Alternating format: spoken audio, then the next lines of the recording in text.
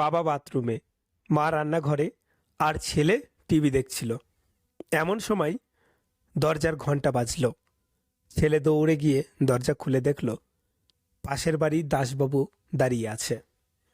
ছেলে কিছু বলার আগে দাসবাবু বললেন, আমি তোমাকে 500 টাকা দেব যদি তুমি 10 বার কান ধরে উঠবস করো। বুদ্ধিমান ছেলে অল্প কিছুক্ষণ চিন্তা করেই কান ধরে উঠবাস করতে শুরু করলো। প্রতিবার উঠবসে 50 টাকা বলে কথা। শেষ হতেই দাসবাবু 500 টাকার নোট ছেলের হাতে ধরিয়ে দিয়ে চলে গেলেন। বাবা বাথরুম থেকে বের হয়ে জিজ্ঞাসা করলেন, কে ছিল দরজায়? পাশের বাড়ির দাসবাবু, উত্তর দিল ছেলে।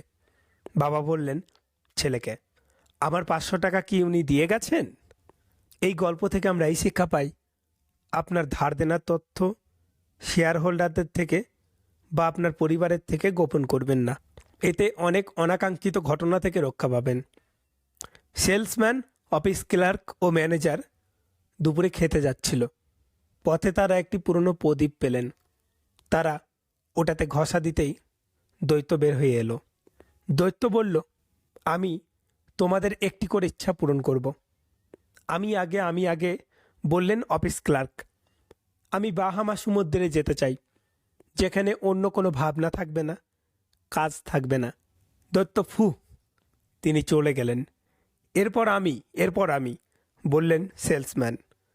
আমি মায়ামি বিচে যেতে চাই, যেখানে শুধু আরাম করব। ফু, তিনিও চলে গেলেন। এখন তোমার পালা, দৈত্য ম্যানেজারকে বলল। ম্যানেজার বললেন, আমি ওই দুইজনকে আমার অফিসে দেখতে চাই।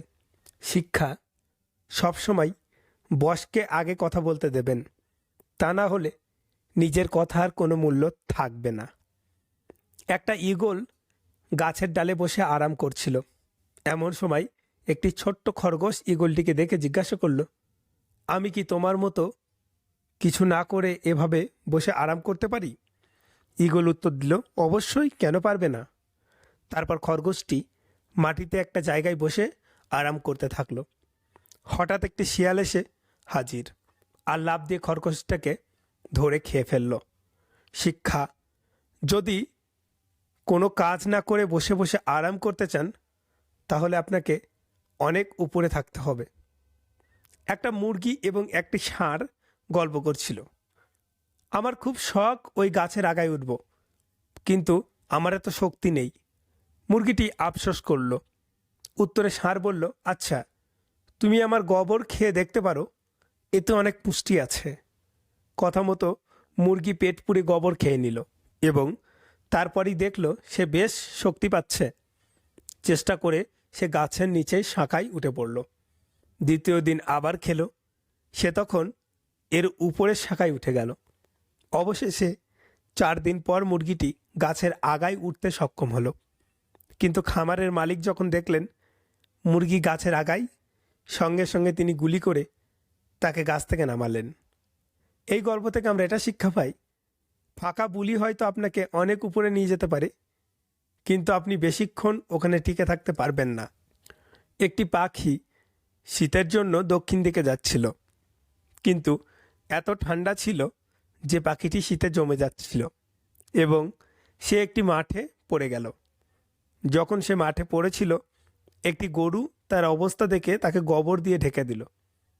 কিছুক্ষণ পর পাখিটি বেশ উষ্ণ অনুভব করলো। যখন গোবরের গরমে সে একটু ঝরঝরে হয়ে উঠল, আনন্দে গান গেয়ে উঠল।